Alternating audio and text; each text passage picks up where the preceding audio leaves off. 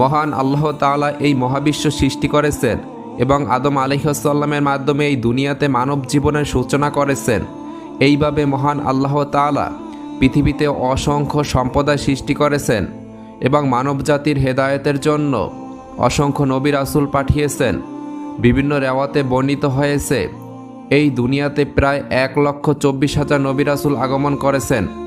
এরপর মহান আল্লাহ তাআলা নবী করিম সাল্লাল্লাহু আলাইহি ওয়াসাল্লামকে সর্বশেষ নবী হিসাবে পাঠিয়ে নবুয়তের দ্বারাকে সমাপ্ত করেছেন। নবী করিম সাল্লাল্লাহু আলাইহি ওয়াসাল্লামের পরে আর কোনো নবী আসবেন না। এইভাবে নবী রাসূলগণ তাদের সম্প্রদায়কে তাওহীদের দাওয়াত দিয়েছেন। কিন্তু এমন 4 জন নবী আছেন যাদেরকে মহান আল্লাহ তাআলা এখনও জীবিত রেখেছেন।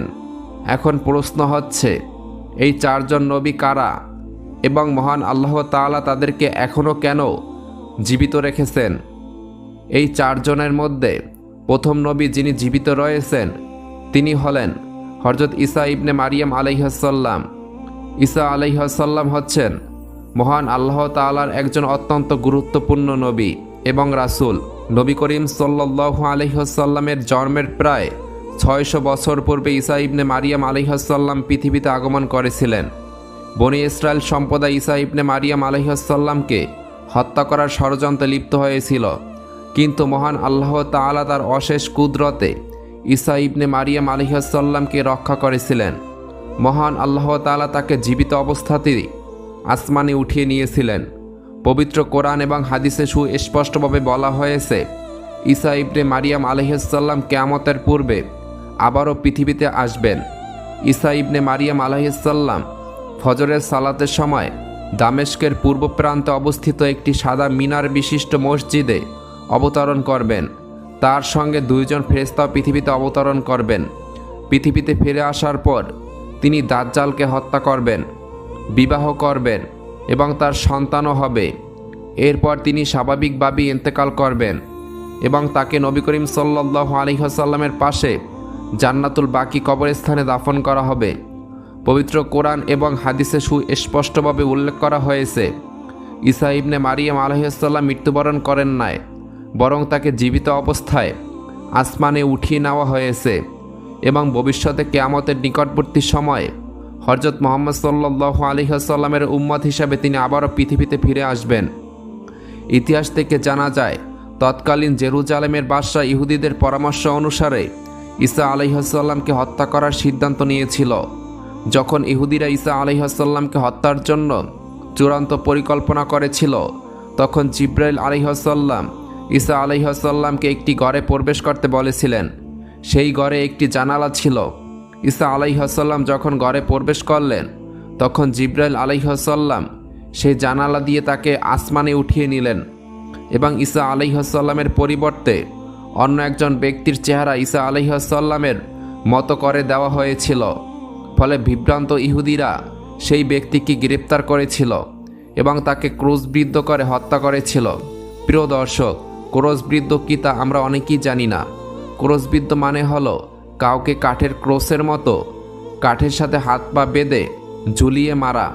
এটি এক ধরনের নির্মম শাস্তি ও মৃত্যুদণ্ড যা প্রাচীন রোমান যুগে অপরাধীদের জন্য ব্যবহার হতো।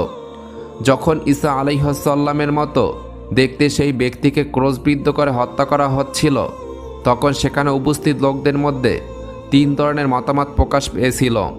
প্রথম দল বলল, ঈসাই ছিলেন আমাদের খোদা। দ্বিতীয় দল বলল, তিনি ছিলেন আমাদের রবের পুত্র। এবং তৃতীয় দলটি বলল, তিনি মহান আল্লাহ তাআলার বান্দা এবং রাসূল ছিলেন। কিন্তু দুর্ভাগ্যবশত প্রথম 2 দলের লোকের সংখ্যা তৃতীয় দলের চেয়ে অনেক বেশি ছিল। ঈসা আলাইহিস সালাম যখন নবুয়ত প্রাপ্ত হয়েছিলেন, তখন তিনি বনি ইসরায়েল সম্প্রদায়কে একত্রিত করে বললেন, মহান আল্লাহ তাআলা আমাকে নবী হিসাবে নির্বাচিত করেছেন। আমি তোমাদের সত্যের দিকে আহ্বান করছি।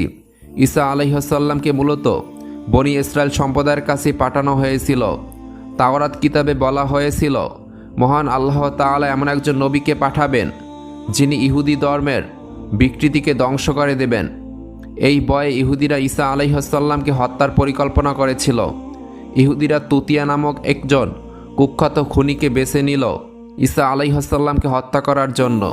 তুতিয়া ছিল সেই সময়ের সবচেয়ে নিষ্ঠুরতম অপরাধী, যার কাছে মানুষ হত্যা করা ছিল খুব সাধারণ ব্যাপার। ইহুদিরা তুতিয়াকে বলল, যদি তুমি ঈসা ইবনে মারিয়ামকে হত্যা করতে পারো তবে আমরা তোমাকে এত সম্পদ দেব যা তুমি কল্পনা করতে পারবে না। এই সম্পদের লোভে তুতিয়া ঈসা আলাইহিসসালামকে হত্যার জন্য রওনা হয়েছিল। কিন্তু যখন সে ঈসা আলাইহিসসালামের খুব কাছাকাছি পৌঁছে গেল, তখন আল্লাহ তাআলার হুকুমে জিবরাইল আলাইহিসসালাম এসে ঈসা আলাইহিসসালামকে আসমানে উঠিয়ে নিলেন। তখন তার বয়স ছিল মাত্র 33 বছর। অন্যদিকে ইহুদিরা তুতিয়ার জন্য অপেক্ষা করছিল। তারা প্রায় নিশ্চিত ছিল যে তুতিয়া ঈসা আলাইহিসসালামকে হত্যা করতে সক্ষম হবে। কিন্তু অনেক সময় অতিবাহিত হওয়ার পরও যখন তুতিয়া ফিরে এলো না, তখন ইহুদিরা ধৈর্য হারিয়ে ঈসা আলাইহিসসালামের বাড়ির উদ্দেশ্যে রওনা দিল। সেখানে তারা এমন একজন ব্যক্তিকে দেখল যার চেহারা ঈসা আলাইহিসসালামের মতোই ছিল। ইহুদিরা সেই ব্যক্তিকে ধরে হত্যা করে ফেলল। কিন্তু পরে তারা বুঝতে পেরেছিল ওই ব্যক্তি ঈসা আলাইহিসসালাম নয়, বরং ওটাই ছিল তুতিয়া। এই ঘটনার সমস্ত ইহুদিরা বিভ্রান্ত হয়ে পড়েছিল এবং তারা দুই দলে বিভক্ত হয়ে যুদ্ধ শুরু করেছিল। এই যুদ্ধে অনেক ইহুদি নিহত হয়েছিল। পবিত্র কোরআনে মহান আল্লাহ তাআলা বলেন, অতঃপর তারা দাবি করেছিল যে তারা ঈসা আলাইহিসসালামকে হত্যা করেছে, কিন্তু বাস্তবে তারা তাকে হত্যা করেনি, ক্রুশবিদ্ধ করেনি, বরং মহান আল্লাহ তাআলা কাউকে তাদের জন্য ঈশার মতো করে দিয়েছিলেন। নিশ্চয়ই যারা এই বিষয়ে মতবিরোধ করে তারা সন্দেহে পতিত হয়েছে এবং প্রকৃত জ্ঞান থেকে বঞ্চিত। তারা কেবল অনুমানের অনুসরণ করে। বস্তুত মহান আল্লাহ তাআলা ঈসাকে আসমানে উঠিয়ে নিয়েছেন, তিনি নিহত হন নাই। মহান আল্লাহ তাআলা সর্বশক্তিমান এবং প্রজ্ঞাময়। সূরা আল নিসা আয়াত 157 থেকে 158। পবিত্র কোরআনে ঈসা আলাইহিসসালামের জীবনী এবং তার শিক্ষার বিস্তারিত অনেক বিবরণ রয়েছে। পিতা ছাড়া মরিয়ম আলাইহিসসালামের পেটে ঈসা আলাইহিসসালাম কিভাবে জন্ম হয়েছিল সে বিষয়ে বিস্তারিত পরের ভিডিওতে আমরা আলোচনা করব। এবার আমরা আলোচনা করব এমন একজন নবীর ব্যাপারে যাকে মহান আল্লাহ তাআলা দীর্ঘ জীবন দান করেছিলেন। তিনি হলেন খিজির আলাইহিসসালাম। কিয়ামতের পূর্বে যখন দাজ্জাল আত্মপ্রকাশ করবে এবং সারা দুনিয়াতে ফিতনা ছড়িয়ে দেবে, তখন খিজির আলাইহিসসালাম আত্মপ্রকাশ করবেন। সেই কঠিন সময় খিজির আলাইহিসসালাম মানুষকে আল্লাহ তাআলার দ্বীনের পথে আহ্বান করবেন। তাওহীদ অর্থাৎ মহান আল্লাহ তাআলার একাত্মবাদের বার্তা প্রচার করবেন। নবী করিম সাল্লাল্লাহু আলাইহি ওয়াসাল্লাম থেকে বর্ণিত, তিনি বলেন, খিজির আলাইহিসসালামের পিতা একজন বাদশাহ ছিলেন। খিজির আলাইহিসসালামকে বাদশাহী দান করতে চেয়েছিলেন, কিন্তু খিজির আলাইহিসসালাম দুনিয়ার বাদশাহী গ্রহণ করেন নাই। খিজির আলাইহিসসালাম তার পিতাকে বললেন, এই দুনিয়ার বাদশাহী আমি নিতে চাই না। এরপর খিজির আলাইহিসসালাম তার রাজকীয় জীবন এবং বাদশাহী ছেড়ে জঙ্গলে চলে গিয়েছিলেন।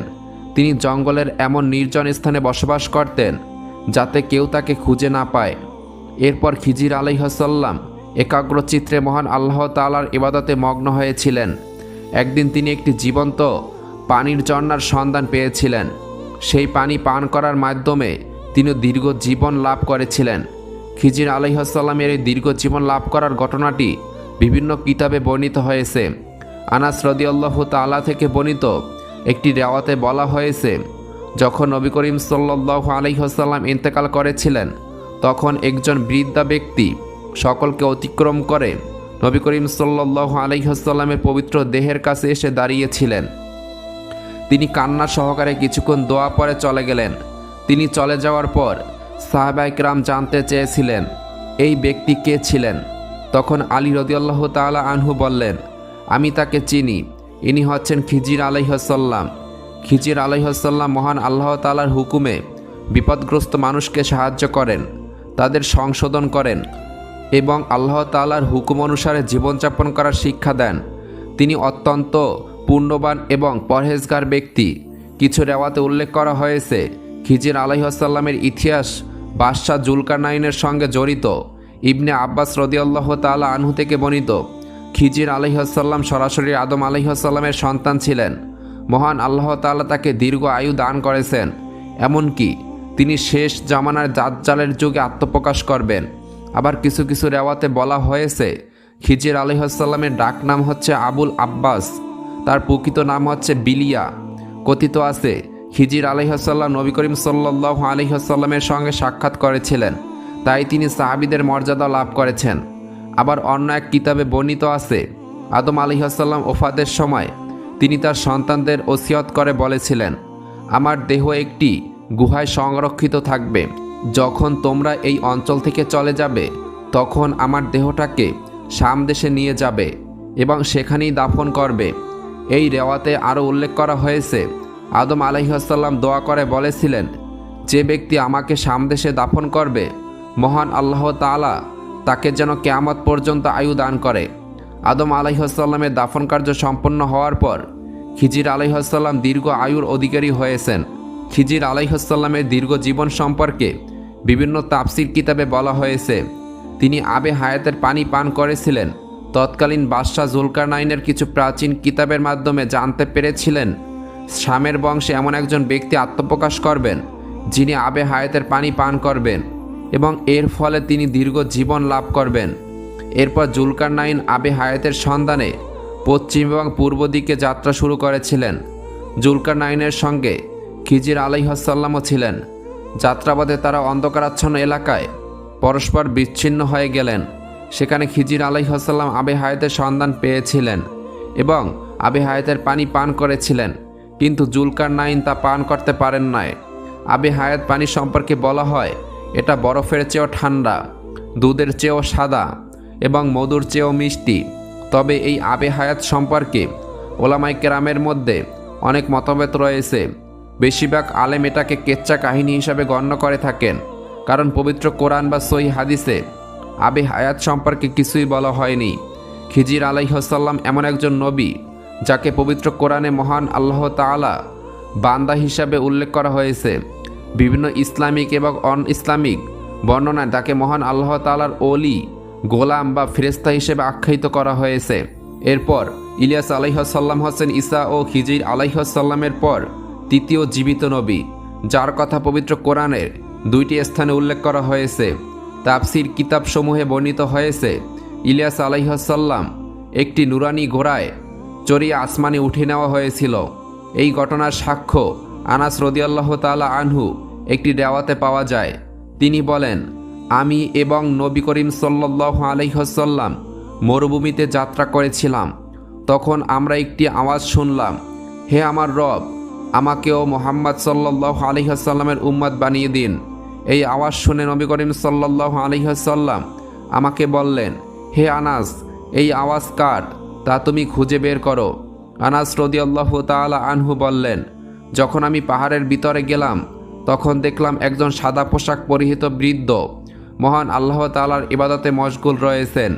তিনি আমাকে দেখে বললেন, হে আল্লাহ তাআলার বান্দা, তুমি কি মুহাম্মদ সাল্লাল্লাহু আলাইহি ওয়াসাল্লামের সাহাবী? আমি বললাম, আপনার অনুমান সত্য, আমি তারই সাহাবী।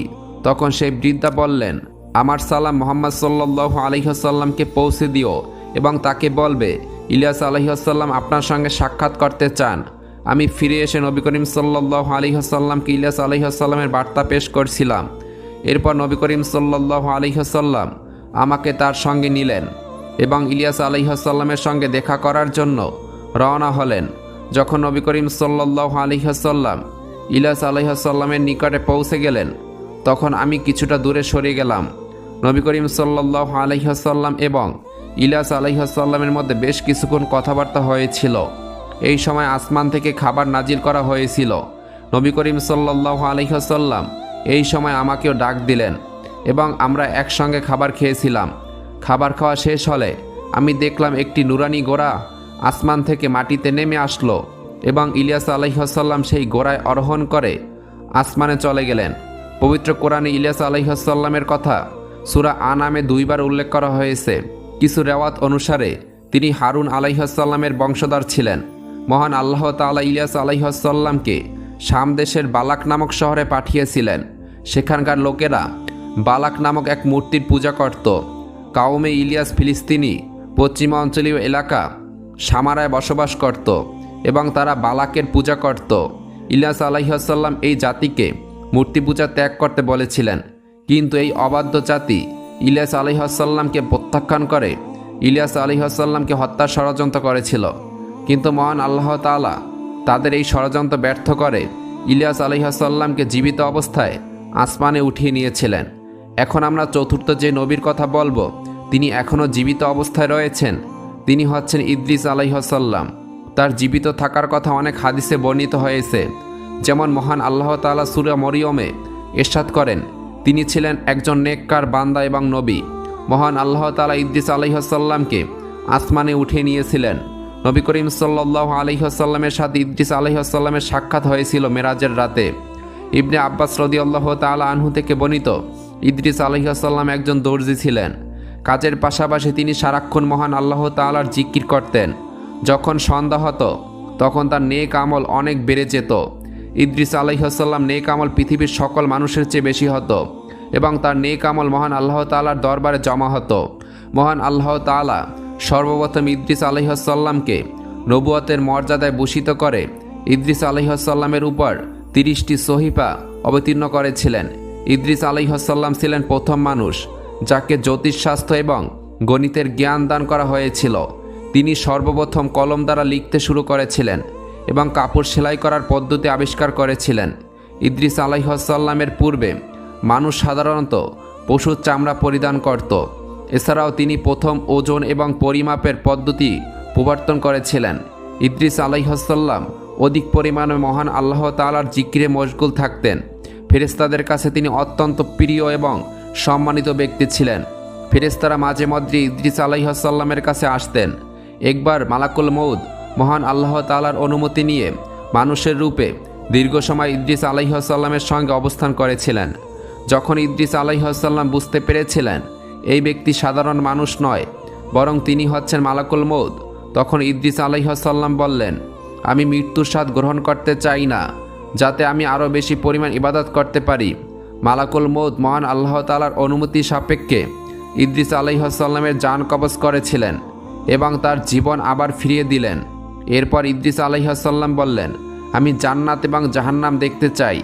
এরপর মালাকুল মউত মহান আল্লাহ তাআলার অনুমতি নিয়ে তাকে জাহান্নাম দেখালেন এবং তিনি সেখানে দীর্ঘ সময় অবস্থান করেছিলেন।